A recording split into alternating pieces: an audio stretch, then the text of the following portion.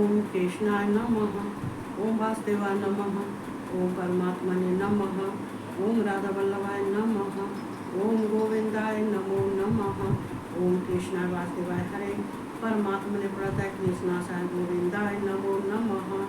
ओम कृष्ण भगवान को कोट प्रणाम करती हूँ और राधा को भी कोट प्रणाम करती हूँ। संसार के जितने हैं सबको जय श्री कृष्णा और राधे राधे। तो चलते हैं, अब तो आंधी और बारिश के मौसम में होने लगे। चलो देखो, ये दिन जो है, ये समय ऋतु परिवर्तन अगर नहीं होंगे तो जो है कैसे फिर हो सकता है। तो ये तो सब होते ही रहते हैं, चूँकि अब तो ये मौसम भी इसीलिए है। देखो, ये जितने पेड़ पौधा हैं सब जो है, कहते हैं कि जब बारिश होती है तो सब अच्छे हो जाते हैं, हरे भरे हो जाते हैं। सूखे पौधा भी जो है हरे आ जाते हैं, पत्ते भी हरे आ जाते हैं। तो ये मौसम अच्छा है। तो भगवान हमारे भगवान कृष्ण भी कहते हैं कि जब ऋतु अच्छी होती है और सावनी होती है तो ये भगवान कृष्ण अपनी लीला को बहुत अच्छे ढंग से करते हैं। राधा और कृष्ण की जोड़ी और ये जो है इतनी जो क्रीड़ा करते हैं कि इनके प्रेम की और क्रीड़ा की तो ये पूरी भागवत लिखी हुई पड़ी है जो है। तो इसको पढ़ने से जितना रस मिलता है उतना रस कहीं नहीं मिलता। देखो, प्रेम की भाषा अलग है, प्रेम में जो रस भरा हुआ है वो कहीं नहीं है। इंसान को जो आने के बाद में कभी किसी को कमज़ोर नहीं समझना चाहिए, कभी दूसरे को कहते हैं दूसरे का पतन नहीं करना चाहिए। हमारे तो भगवान शिव समझाते हैं, कहते हैं कि अच्छा तुझे 24 घंटे का टाइम देता हूँ, 24 घंटे में तुझे वो चमत्कार दिखाऊंगा, लेकिन तुझे क्या करना है, तू 24 घंटे किसी का बुरा मत सोचना और ना ही कोई नेगेटिव सोचना, ना ही अपने जवान से कुछ कहना, ना ही और सबसे अच्छे से बोलना, प्यार से बोलना, सबको क्षमा कर देना, सब पे दया करना। तो ये भगवान देखो किस तरह से हमें बहलाते हैं, किस तरह से हमें इस मार्ग पर लाते हैं। जितनी मेहनत हम करते हैं उससे ज़्यादा मेहनत हमारे लिए हमारे भगवान करते हैं। चाहे कृष्ण हो, चाहे राम हो, चाहे शिव हो, चाहे विष्णु हो, हमसे ज़्यादा मेहनत हमें सही रास्ते पर लाने के लिए हमसे ज़्यादा मेहनत करते हैं।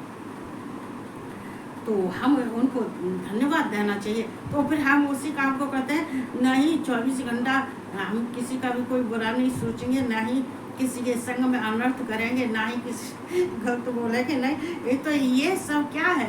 फिर 24 घंटे के लिए फिर कह देते हैं अब 15 दिन तक तू अपने जो है भगवान का ध्यान करती रहना, अपनी जिम्मेदारियों को उठाना। तो ये सब क्या बहलाते तो है।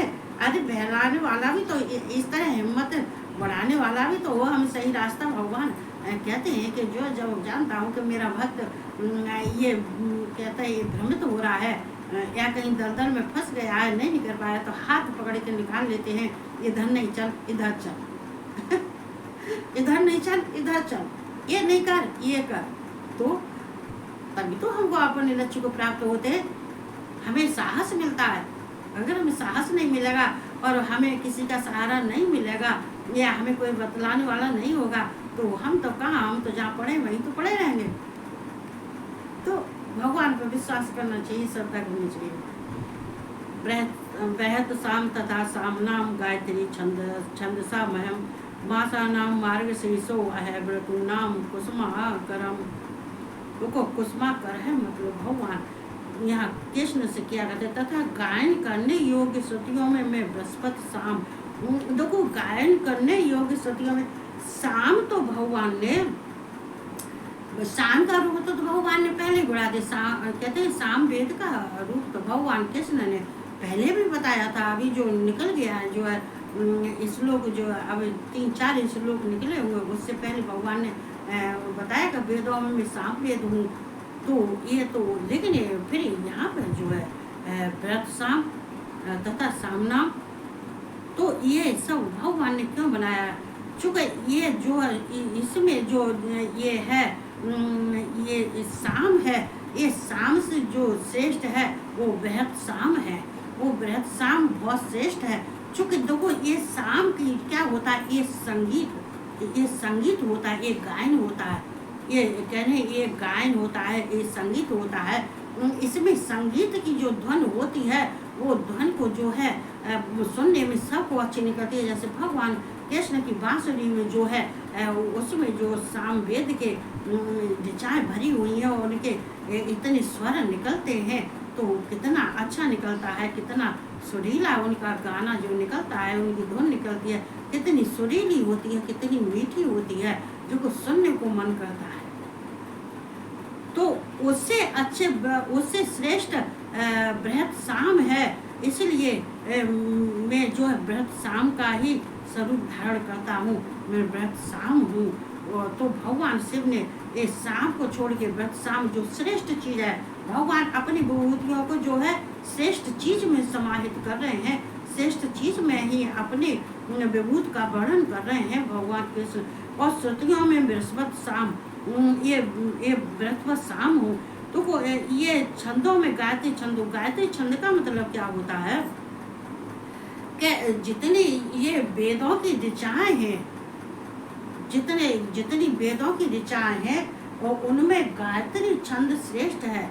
गायत्री छंद, जो गायत्री छंद श्रेष्ठ क्यों है कि ये जितने मंत्र होते हैं, जितने जो है कहते हैं जो इतने इतिहास होते हैं, ये श्रुत होती हैं और ये स्मृत है, श्रुत स्मृत इतिहास वेद, इनकी जो सब ये ऋचाएँ होती हैं, इनमें सब ये गायत्री छंद सबसे श्रेष्ठ है।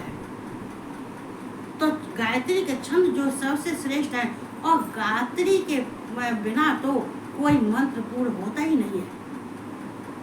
चाहे तुम शिव का जो है वो देख लो, ये गायत्री छंद देख लो, या वैसे गायत्री छंद जो है तो इसके बिन तो कोई मंत्र पूर्ण नहीं होता है।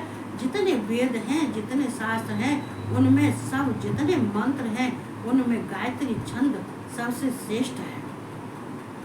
तो भगवान ने कहा कि ये छंदों में गायत्री छंद हो, चूँकि श्रेष्ठ होने के सब जितनी ये वेदों की ऋचाएँ हैं, जितने इतिहास स्मृत हैं, ये पुराण हैं, ये वेद हैं, इतिहास हैं, इन सब में जो है ये गायत्री छंद ही श्रेष्ठ है। इसलिए भगवान कह रहे हैं मैं गायत्री छंद तथा महीनों में मार्गशीर्ष, भगवान कृष्ण महीनों में मार्गशीर्ष क्यों कहते हैं? 12 महीने होते हैं और 12 महीनों में मार्गशीर्ष का महीना बहुत श्रेष्ठ होता है। क्यों श्रेष्ठ होता है? कि वहाँ से जो नए अन्न का जो है प्रयोग किया जाता है, जो नया अन्न आता है वो मार्गशीर्ष के महीने से ही आता है। और जो जितने भी कार्य होते हैं, धर्म कर्म के कार्य होते हैं, वो मार्गशीर्ष में होते हैं। और मार्गशीर्ष में होने की वजह से, इस वजह से ये मार्गशीर्ष का महीना सबसे श्रेष्ठ माना है। तो भगवान कृष्ण कह रहे हैं मैं महीनों में मार्गशीर्ष हूँ।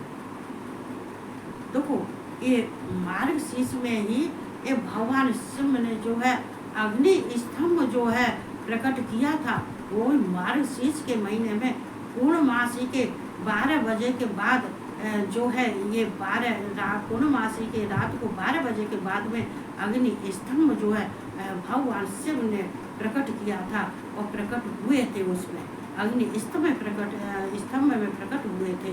तो ये मार्गशीर्ष वैसे भी अपने में श्रेष्ठ है। तो भगवान कृष्ण कह रहे हैं कि ये मार्गशीर्ष का महीना महीनों में मार्गशीर्ष हूँ, ऋतुओं में बसंत ऋतु हूँ मैं। देखो ये बसंत ऋतु का मतलब क्या होता है? ये ऋतुओं तो ये 6 ऋतुएं होती हैं, लेकिन इन ऋतुओं में बसंत ऋतु है अपने में श्रेष्ठ है। क्योंकि इस समय पर ना ही तो गर्मी होती है, ना ही सर्दी होती है, और ना ही जो है इसमें जितने पेड़ पौधा हैं जो पतझड़ हो जाता है वो कभी वो उनके भी हरियाने लगते हैं, हरे पत्ते, हरे भरे पत्ते, और जितने पेड़ पौधा सब हरे भरे होने लगते हैं बिना जल के ही हरे भरे होने लगते हैं। और ये बसंत ऋतु में जो हवा चलती है, ठंडी ठंडी हवा चलती है, बहुत अच्छी लगती है, बहुत सुहावनी लगती है। तो भगवान कृष्ण कह रहे हैं ये ऋतुओं में मैं बसंत ऋतु हूँ। तो ये जो है तो भगवान शिव जो कुछ भी कहते हैं कहते हैं देखो ये चाहे स्त्री हो चाहे पुरुष हो, भगवान कृष्ण कहते हैं कोई सा होता है, लेकिन सबको जो है सबके अपनी अपनी जगह अलग अलग होती हैं, सबने के शरीर मन अलग अलग होते हैं। अगर एक जैसे हो जाए तो फिर हमारे भगवान कृष्ण कहते हैं ये हमारा उपदेश है।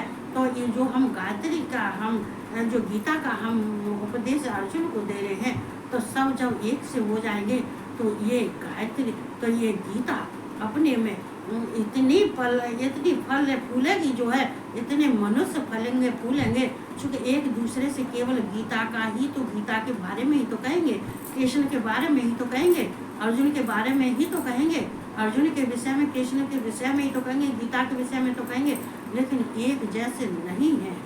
जाते सब हैं, कथा में सब सम्मिलित होते हैं, सब जाते हैं, लेकिन कुछ सुनने के लिए जाते हैं, कुछ मस्ती मारने के लिए जाते हैं, कुछ किसी एक जो है ये सब एक से नहीं है।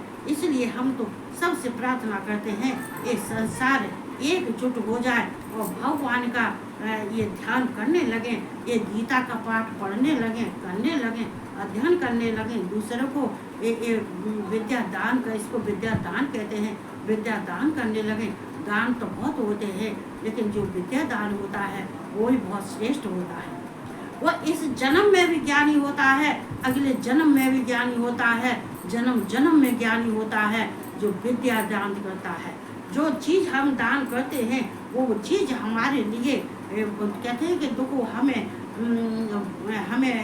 ये वर्तमान की और हमें फ्यूचर की चिंता नहीं करनी चाहिए, हमें वर्तमान की करनी चाहिए, और हमें ये भविष्य की चिंता नहीं ज़्यादा करनी चाहिए। चूँकि देखो प्रेजेंट में क्या हुआ था, पास्ट में क्या हुआ था, ये पास्ट में जो हुआ था उसको भूल जाओ, ये प्रेजेंट की याद करो, ये वर्तमान की याद करो, और ये इसी में रहना सीख जाओ, अच्छे से रहना सीख जाओ, तो ये फ्यूचर की तुम्हें कोई चिंता नहीं है। इसके लिए भगवान बैठे हुए हैं। तो मैं इतना ही कहूँगी। इसलिए सब अपने अपने कहते हैं भगवान सद्बुद्धि दो, ज्ञान दो, तो ये सबकी अच्छा भाव होता है, तो हमें भी अच्छा लगता है। तो सबको जय श्री कृष्णा, राधे राधे, और सबको गुड नाइट।